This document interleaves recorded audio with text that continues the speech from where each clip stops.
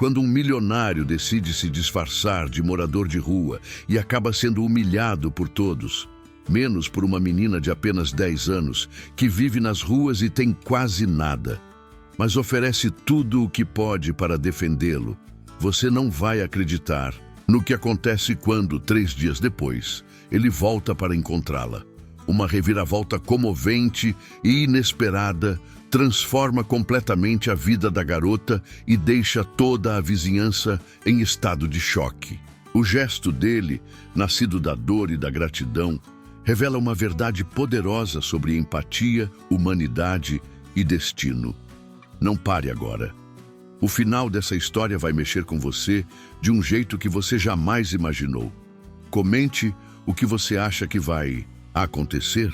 Se você faria a mesma coisa nessa situação, e não se esqueça de me contar de onde está assistindo esse vídeo. Curte e se inscreva para apoiar o meu trabalho. A chuva batia contra o para-brisa do Mercedes preto, enquanto Silvestre Calderani observava as ruas movimentadas do centro através do vidro embaçado.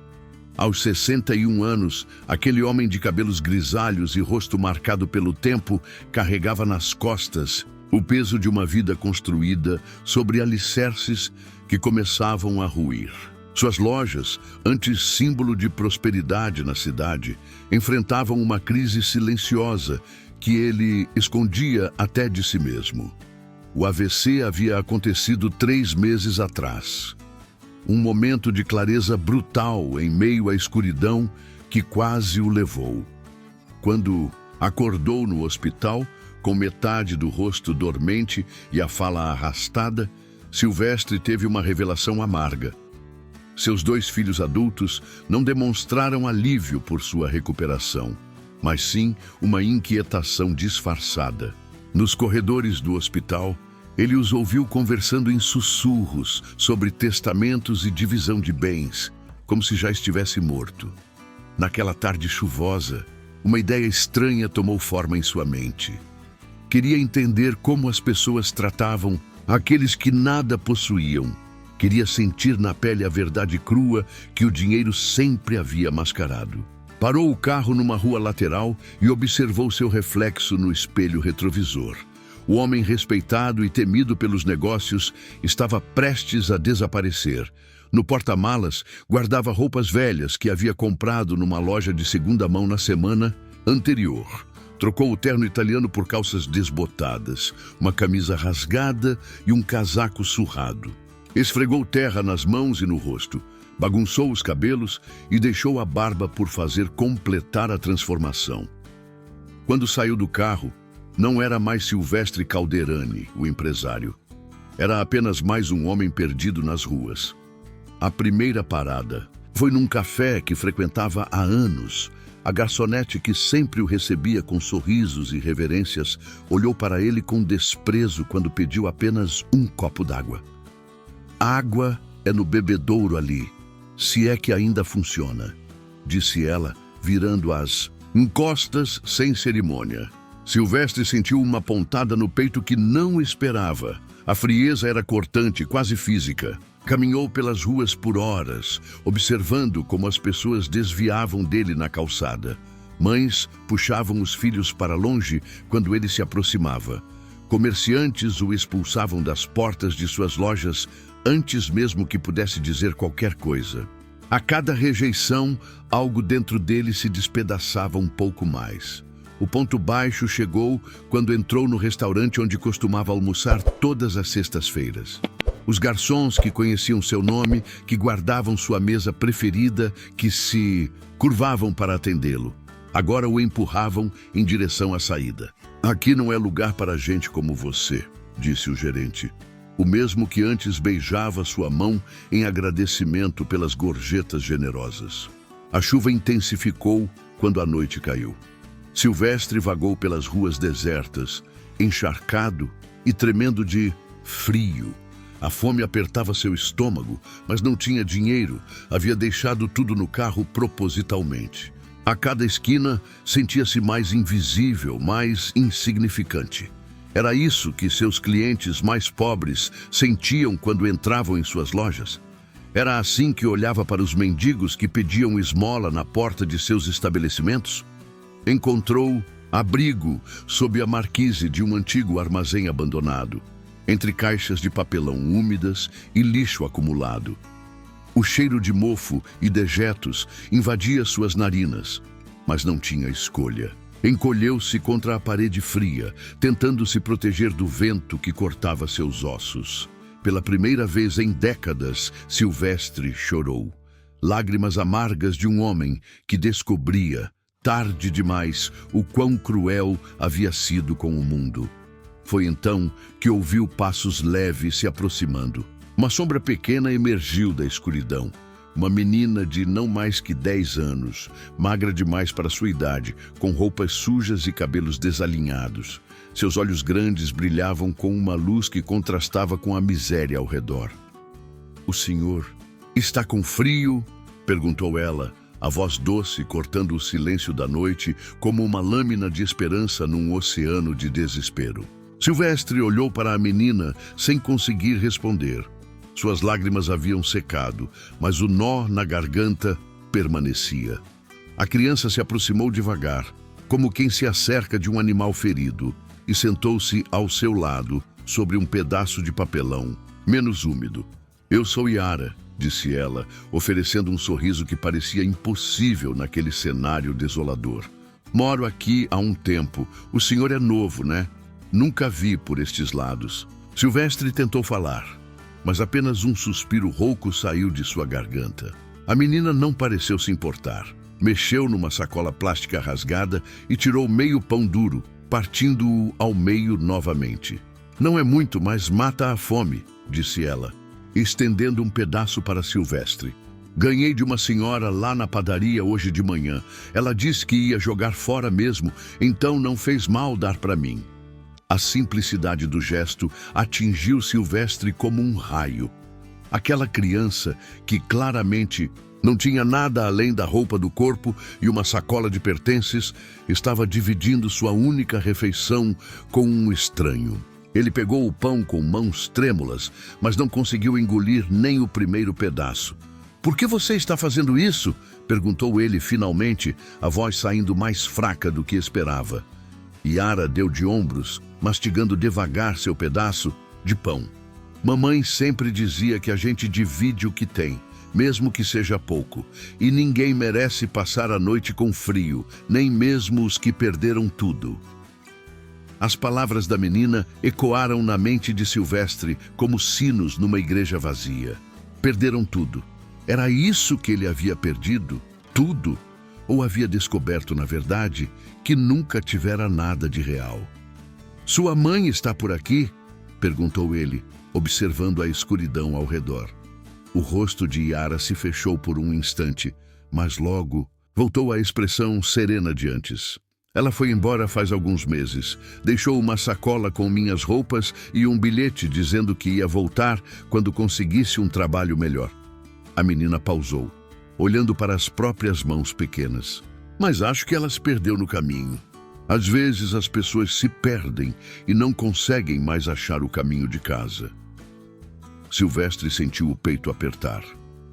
A naturalidade com que Yara falava sobre o abandono revelava uma maturidade forçada, uma compreensão precoce da crueldade do mundo. E ainda assim ali estava ela, oferecendo gentileza a um desconhecido. "Você não tem medo de ficar sozinha aqui?" perguntou ele. "Às vezes", admitiu Yara, "mas durante o dia tem movimento e à noite eu fico bem quietinha. Aprendi que se a gente não incomoda ninguém, ninguém incomoda a gente." Ela se levantou e voltou com um cobertor fino e esfiapado.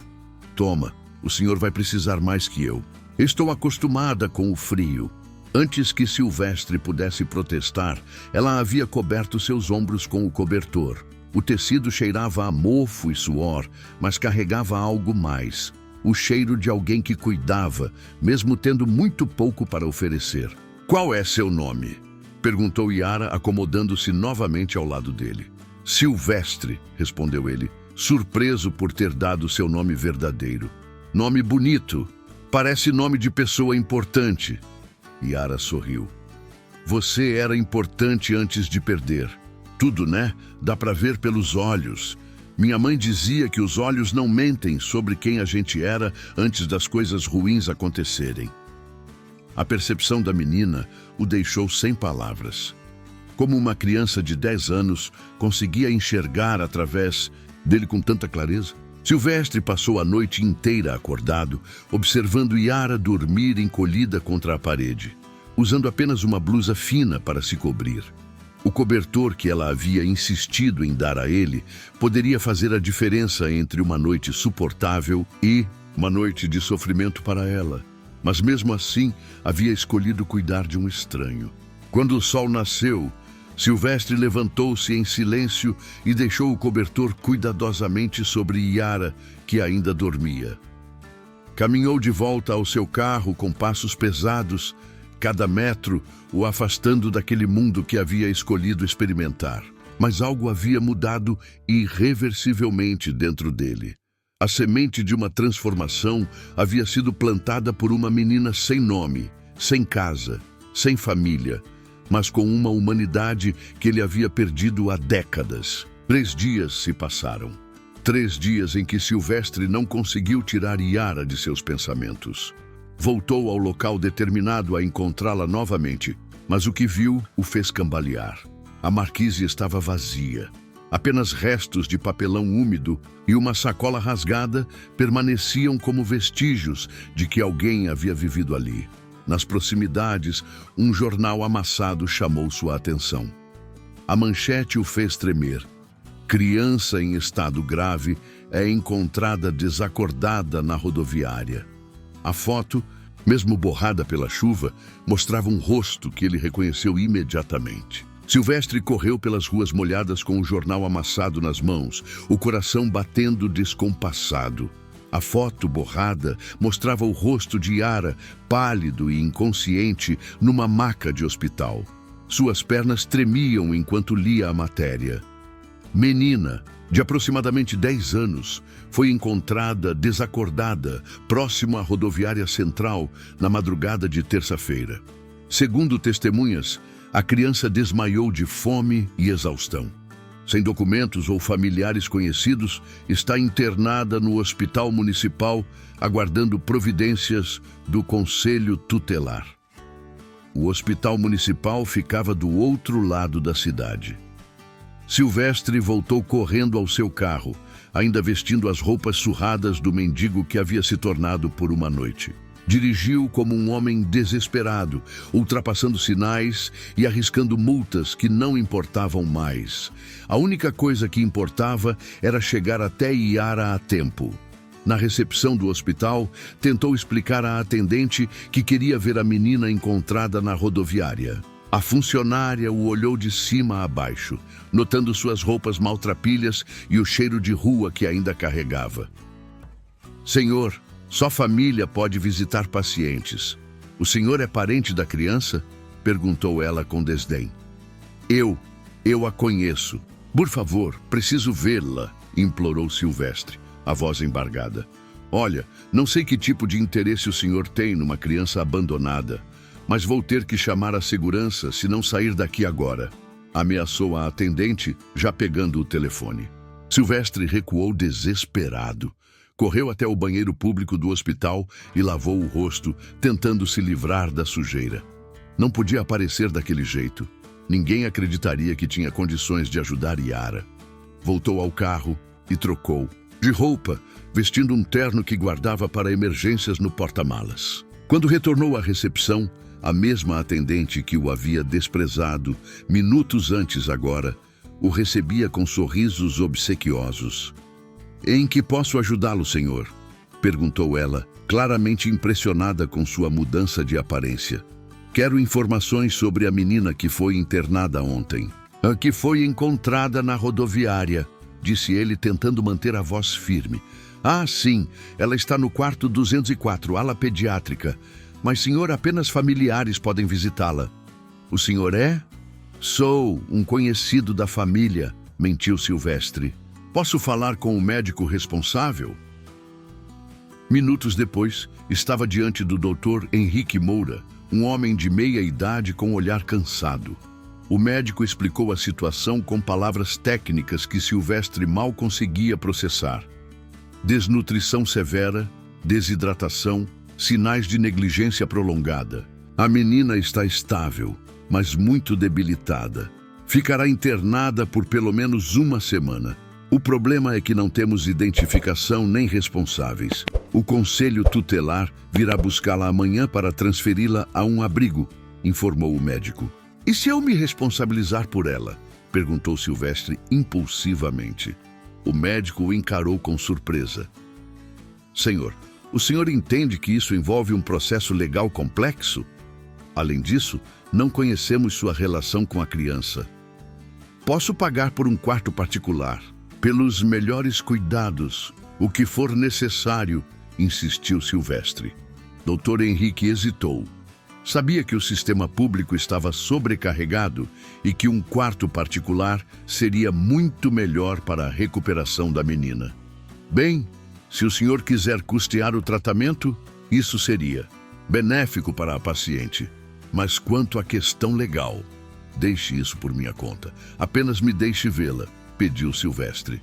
O quarto 204 cheirava a desinfetante e medicamentos.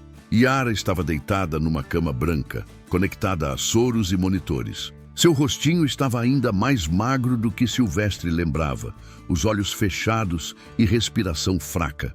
Ela parecia tão pequena, tão frágil, perdida naquela cama de hospital. Silvestre aproximou-se devagar e sentou-se na cadeira ao lado da cama. Por horas, ficou ali apenas observando, como se sua presença pudesse de alguma forma acelerar a recuperação dela. As enfermeiras entravam e saíam, realizando procedimentos de rotina, mas ele não saía do lugar. Foi no final da tarde que Yara abriu os olhos. Primeiro apenas uma fresta, depois completamente, focalizando no rosto de Silvestre com dificuldade. Seus lábios se moveram tentando formar palavras. Silvestre, sussurrou ela, a voz mais fraca que um suspiro. Estou aqui, pequena, respondeu ele, segurando delicadamente a mão dela. Você está segura agora. Um sorriso mínimo se formou nos lábios de Yara. Sabia que você ia voltar. Mãe sempre dizia que as pessoas boas sempre voltam. As palavras da menina perfuraram o coração de Silvestre como facas. Ela havia confiado nele, mesmo sendo um completo estranho. Mesmo quando sua própria mãe a havia abandonado, Yara ainda acreditava que existiam pessoas boas no mundo. Vou cuidar de você, prometeu ele, apertando suavemente a mão pequena e fria. Não vou deixar que machuquem você nunca mais. Nos dias seguintes, Silvestre praticamente morou no hospital. Transferiu Yara para um quarto particular. Contratou enfermeiras especializadas e os melhores médicos disponíveis. Dormia numa poltrona ao lado da cama dela, acordando a cada movimento ou sussurro. Foi durante uma dessas noites que recebeu a ligação que temia. Era seu filho Ricardo, o mais velho. Pai, onde você está? Ninguém consegue te encontrar há uma semana. Temos reuniões importantes, decisões a tomar sobre as lojas, disse Ricardo, a irritação clara na voz. Estou resolvendo um assunto pessoal, respondeu Silvestre baixinho para não acordar Yara. Assunto pessoal? Que assunto pessoal pode ser mais importante que salvar nossos negócios? As vendas estão despencando, pai. Precisamos de você aqui. Silvestre olhou para Yara, que dormia tranquila pela primeira vez desde que a encontrara. Há coisas mais importantes que dinheiro, Ricardo. O silêncio do outro lado da linha foi longo e pesado. Pai, você está bem? Depois do seu problema de saúde, talvez seja melhor a gente conversar. Marcos e eu estamos preocupados com suas decisões. A ameaça velada nas palavras do filho não passou despercebida. Silvestre sabia exatamente o que isso significava. Seus filhos estavam considerando questionar sua capacidade mental para tomar decisões. Era uma jogada que havia visto outros empresários enfrentarem quando filhos ambiciosos perdiam a paciência com pais que não morriam rápido o suficiente. Minha mente está perfeitamente clara, Ricardo. Mais clara do que esteve em anos, disse Silvestre antes de desligar. Quando se virou, Yara estava acordada, observando-o com seus olhos grandes e sábios. Seus filhos não gostam de mim, né? Perguntou ela, com a franqueza brutal das crianças. A pergunta atingiu Silvestre como um soco no estômago, porque ele sabia que ela estava certa. Silvestre não conseguiu mentir para Yara. Sentou-se na beirada da cama do hospital e suspirou profundamente, procurando as palavras certas para explicar uma situação que ele mesmo mal compreendia. Eles não te conhecem ainda, disse ele finalmente, e às vezes as pessoas têm medo do que não conhecem. Yara assentiu com uma sabedoria que não condizia com seus 10 anos. Minha mãe dizia que algumas pessoas só conseguem ver o que querem ver. Seus filhos só conseguem ver dinheiro, né? A precisão da observação deixou Silvestre sem palavras. Como uma criança abandonada conseguia enxergar com tanta clareza aquilo que ele levara décadas para perceber. 3 dias depois, quando Yara finalmente recebeu alta médica, Silvestre se viu diante de um dilema que o atormentava. Ela não tinha para onde ir. O conselheiro tutelar, um homem sisudo chamado Roberto Silva, já havia aparecido 2 vezes no hospital, insistindo que a menina fosse encaminhada para um abrigo. Senhor Calderani, entendo sua preocupação com a menor, mas existem procedimentos a serem seguidos, explicava Silva pela 3ª vez. O senhor não tem vínculos familiares com ela. Não pode simplesmente levar uma criança para casa. E qual é a alternativa? Jogá-la num abrigo superlotado onde ela será apenas um número? Replicou Silvestre, a irritação crescendo em sua voz. Nossos abrigos oferecem cuidados adequados, defendeu-se Silva, embora sem muita convicção. Yara estava sentada na cama, observando a discussão em silêncio. Quando Silva saiu para fazer algumas ligações, ela segurou a mão de Silvestre. Não quero ir pro abrigo, sussurrou ela. Já conheci crianças que foram. Elas dizem que é pior que a rua, porque na rua pelo menos você pode fugir quando alguém faz maldade. O coração de Silvestre se partiu. Naquele momento, tomou uma decisão que mudaria sua vida para sempre. Ligou para seu advogado pessoal, Dr. Maurício Tavares, e explicou a situação. Maurício, quero iniciar um processo de guarda provisória. É possível? Silvestre, você tem certeza? Isso é um processo complexo, demorado. Vão investigar sua vida, seus antecedentes, sua situação financeira? Tenho certeza. Faça o que for necessário. Enquanto aguardavam os trâmites legais, Silvestre conseguiu uma liminar que permitia que Yara ficasse temporariamente sob seus cuidados.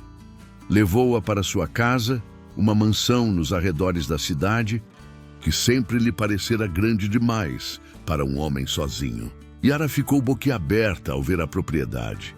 É aqui que você mora? Parece um castelo.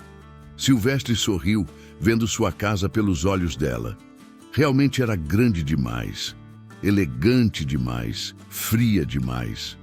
Agora é onde você mora também, disse ele. Nos primeiros dias, foi um período de adaptação para ambos.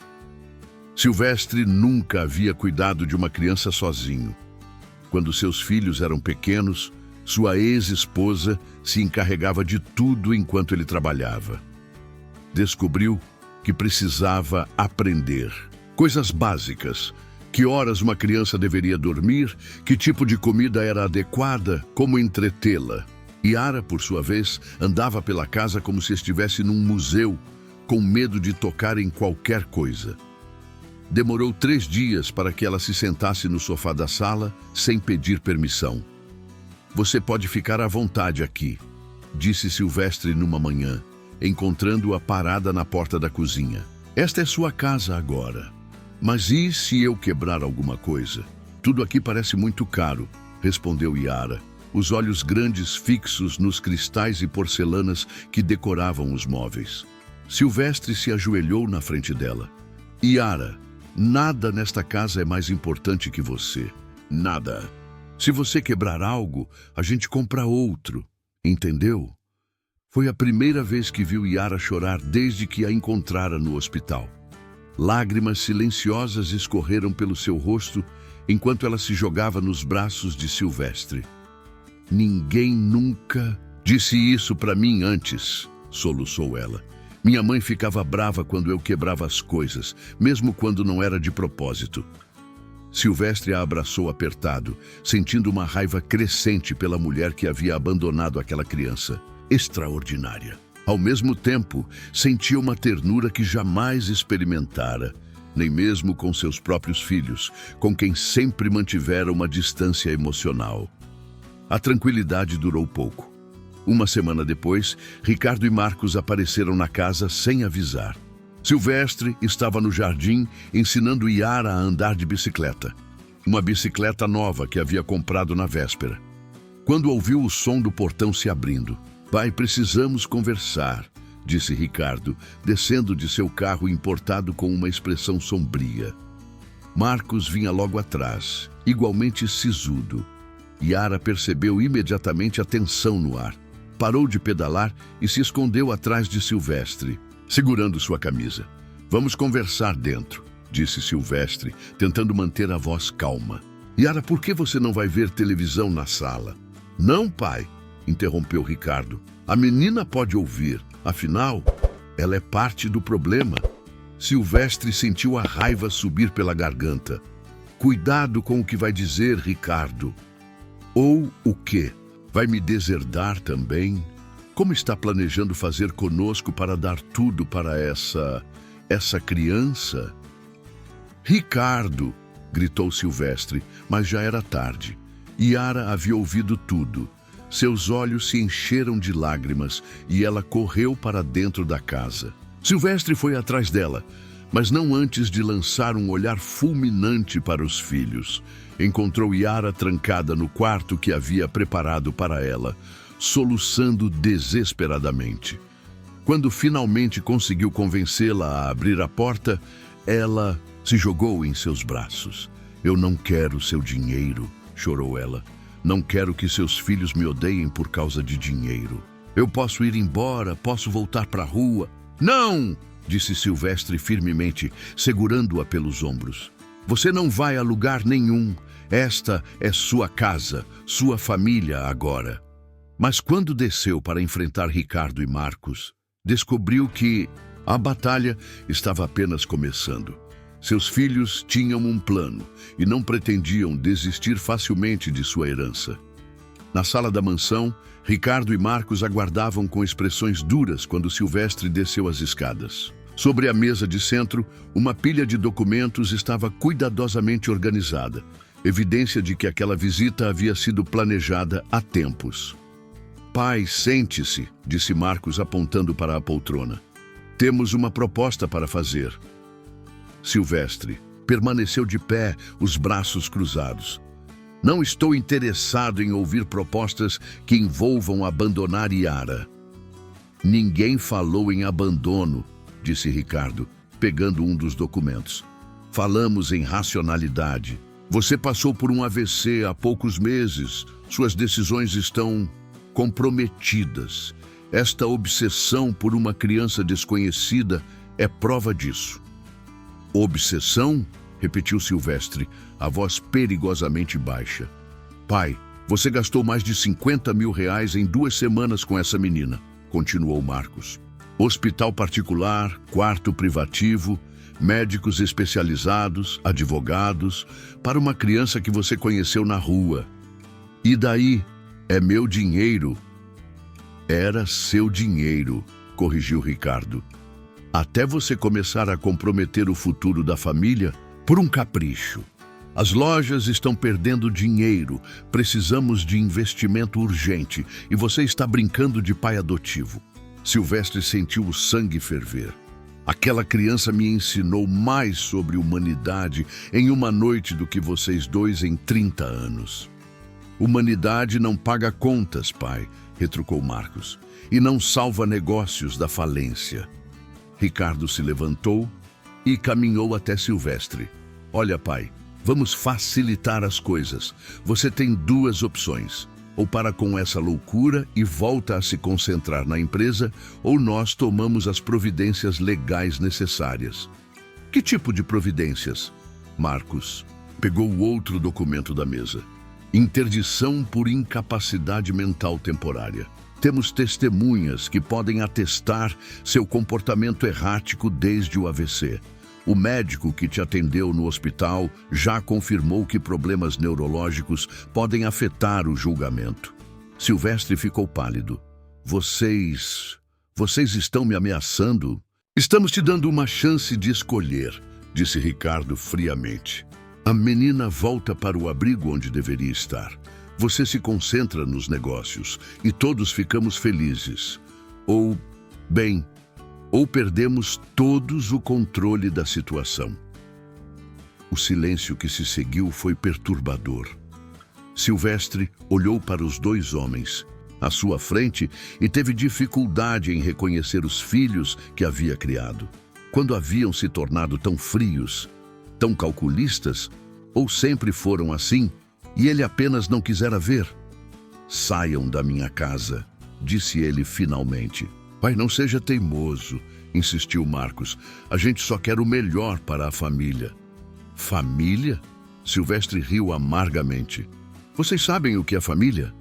Lá em cima tem uma menina de 10 anos que dividiu o último pedaço de pão que tinha, com um estranho na rua, que me cobriu com o único cobertor que possuía numa noite fria. Isso é família. Vocês são apenas dois homens gananciosos que por acaso compartilham meu sangue. Ricardo e Marcos trocaram um olhar significativo. Tudo bem, pai, disse Ricardo, recolhendo os papéis. Se é assim que quer. Mas não diga que não tentamos resolver isso de forma amigável. Depois que eles saíram, Silvestre subiu para encontrar Yara. Ela estava sentada na janela do quarto, observando o jardim com uma expressão melancólica. Eles vão me mandar embora, não vão? Perguntou. Ela sem se virar. Silvestre sentou-se ao lado dela. Ninguém vai te mandar embora, prometo. Mas eles são seus filhos, e eu sou só uma menina da rua que você encontrou por acaso, disse Yara, a voz pequena e triste. Yara, me escute, disse Silvestre, segurando delicadamente seu rosto entre as mãos. O acaso não existe. Nós nos encontramos porque era para ser assim. Você me salvou naquela noite mesmo sem saber. Eu te salvei? Mas você que me levou para o hospital, que pagou os médicos, você me salvou de uma vida vazia, de morrer por dentro muito antes do meu corpo parar de funcionar. Você me mostrou o que realmente importa.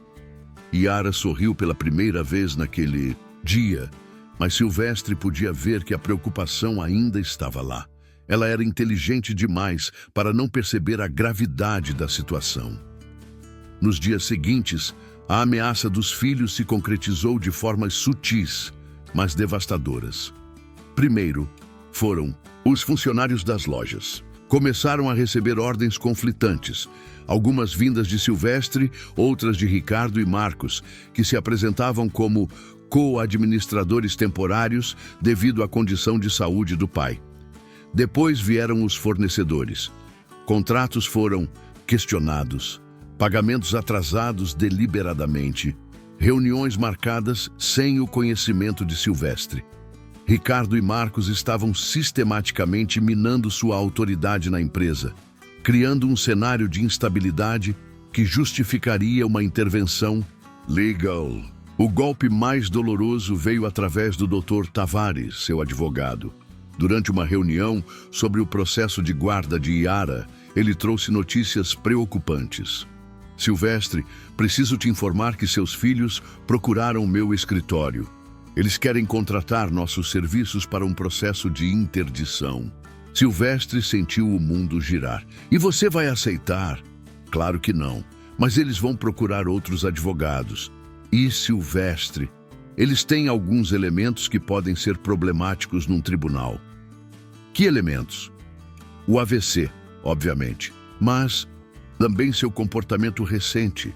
Gastar grandes quantias com uma criança desconhecida, tomar decisões empresariais questionáveis, o episódio em que você desapareceu por vários dias. Você está me dizendo que eles podem vencer? Dr. Tavares suspirou. Estou dizendo que é possível. E se vencerem, você não apenas perde o controle dos seus bens, como também perde qualquer chance de conseguir a guarda de Yara. Naquela noite, Silvestre encontrou Yara desenhando na mesa da cozinha. Ela havia feito um desenho da casa, com duas figuras no jardim, uma grande e uma pequena de mãos dadas. É nós dois, explicou ela, sorrindo. Você gosta? Silvestre pegou o desenho com mãos trêmulas. Era simples, feito com lápis de cor, mas representava tudo o que ele mais temia perder. É o desenho mais bonito que já vi na minha vida, disse ele, a voz embargada. Foi então que o telefone tocou.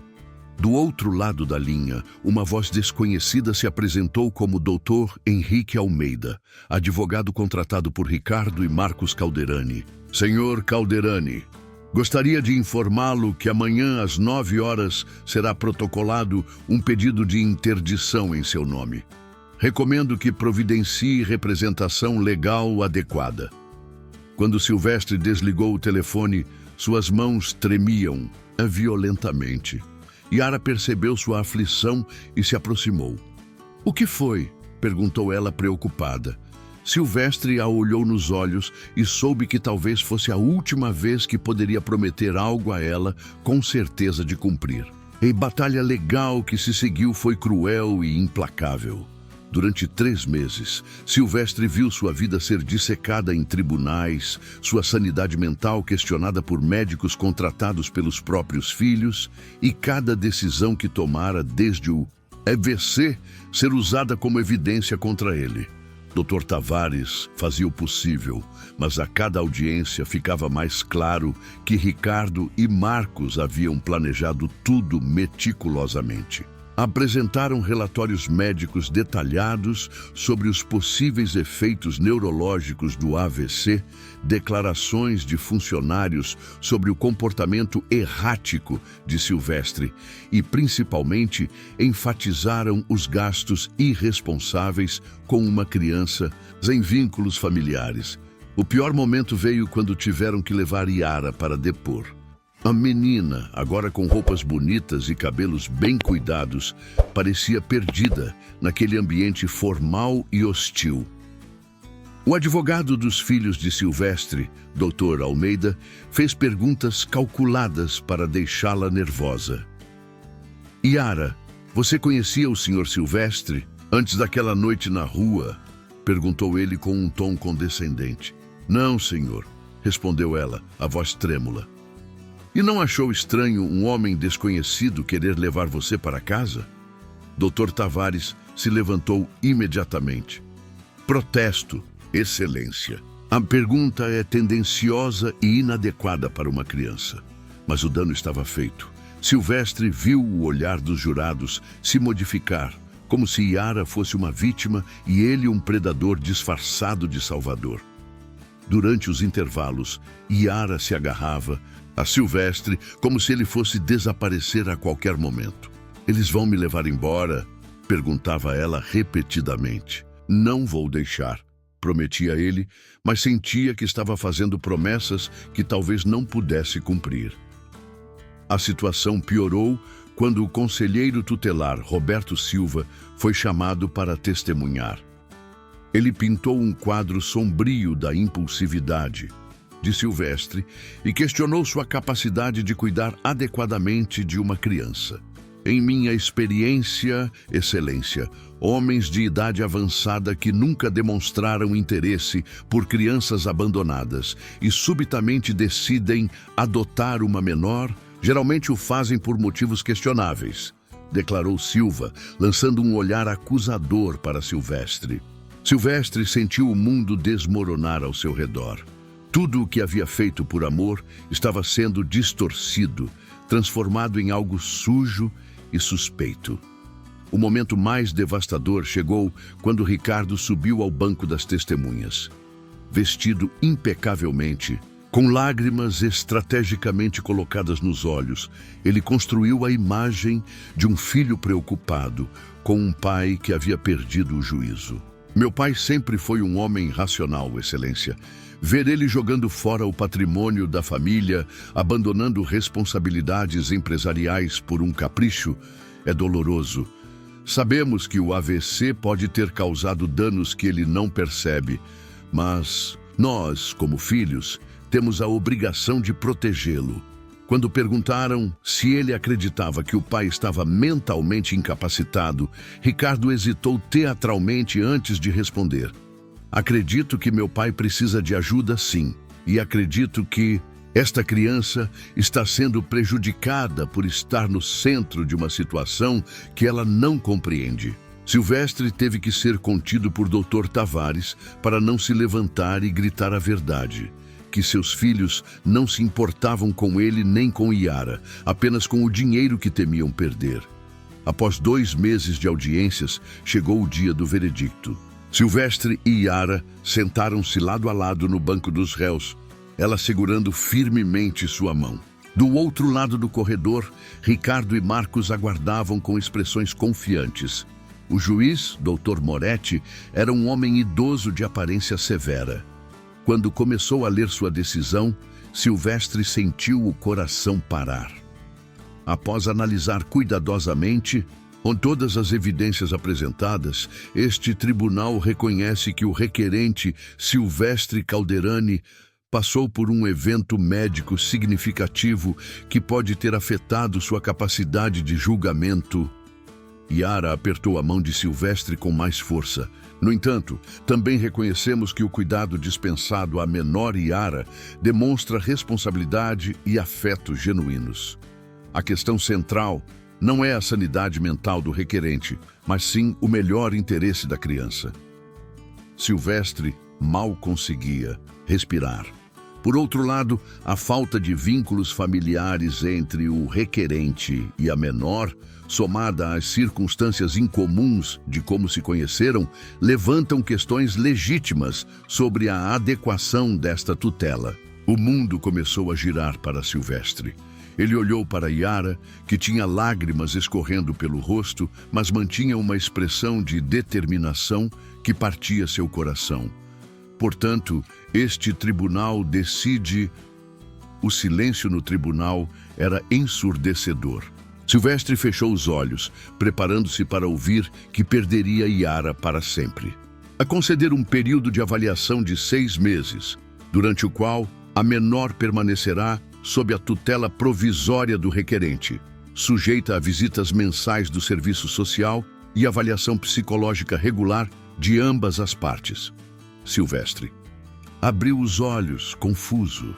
Não havia perdido, mas também não havia vencido completamente.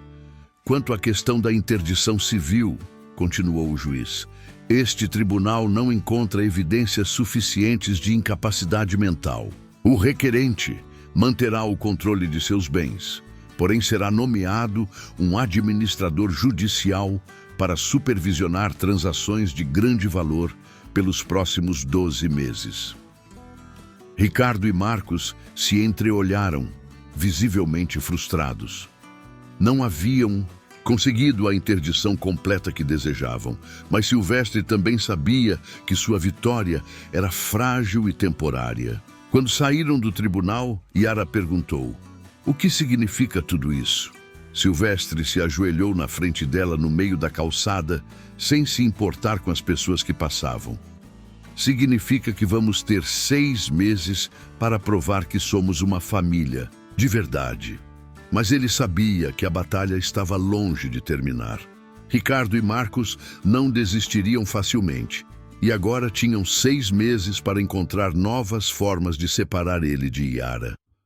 A cada noite, antes de dormir, Silvestre se perguntava se seria forte o suficiente para proteger a única pessoa que realmente importava em sua vida. O pior ainda estava por vir, e ele nem imaginava que a verdadeira provação começaria quando descobrisse algo sobre o passado de Yara, que mudaria tudo. Os 6 meses de avaliação se transformaram numa montanha-russa de emoções. Silvestre e Yara eram visitados mensalmente pela assistente social, doutora Carmen Vilas, uma mulher de meia idade que inicialmente chegara com preconceitos, mas aos poucos foi sendo conquistada pela genuinidade do relacionamento entre eles. Durante esse período, Silvestre tomou uma decisão que surpreendeu a todos. Vendeu 2 das 4 lojas que possuía. Com o dinheiro, comprou uma antiga casa de acolhimento infantil nos arredores da cidade, um prédio abandonado há anos que ele reformou completamente. "Por que você está fazendo isso?", perguntou Yara numa tarde, observando os operários trabalhando na reforma. "Porque conheci uma menina especial que me ensinou que existem outras crianças perdidas por aí, esperando alguém que se importe", respondeu Silvestre, passando a mão nos cabelos dela. Ricardo e Marcos ficaram furiosos quando souberam do desperdício de recursos, mas legalmente não podiam impedir a venda, apenas supervisionar, como determinara o tribunal. Suas tentativas de sabotar o projeto de Silvestre se tornaram mais desesperadas e mesquinhas. Foi durante uma dessas tentativas que aconteceu algo inesperado. Marcos, numa investigação obsessiva para encontrar algo que desqualificasse Yara, ou Silvestre, contratou um detetive particular para descobrir mais sobre o passado da menina. O que descobriram mudou tudo. Numa tarde cinzenta de inverno, 4 meses após o julgamento, o detetive apareceu na mansão com um envelope amarelo nas mãos.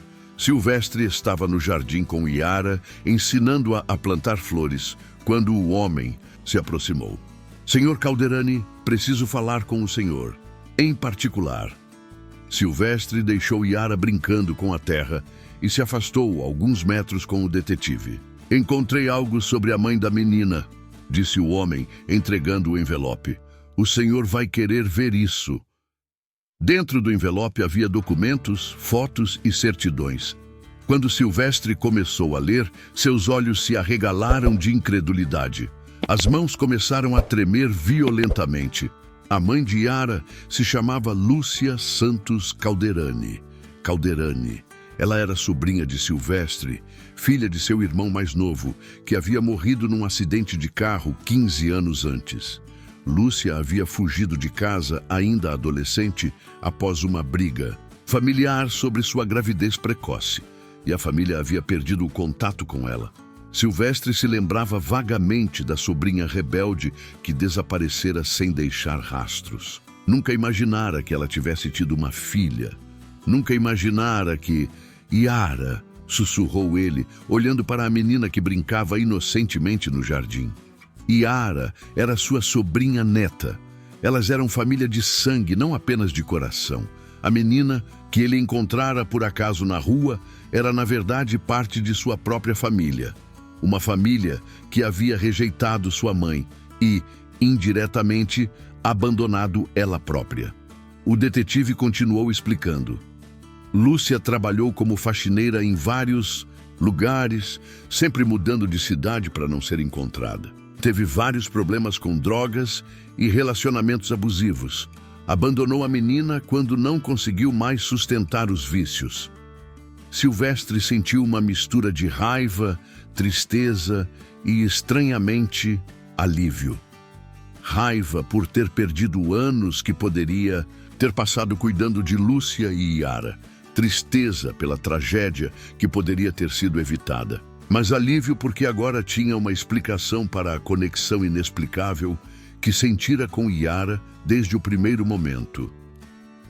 "Yara", chamou ele, a voz embargada. A menina correu até ele, as mãos sujas de terra, sorrindo. "O que foi? Você está com cara estranha."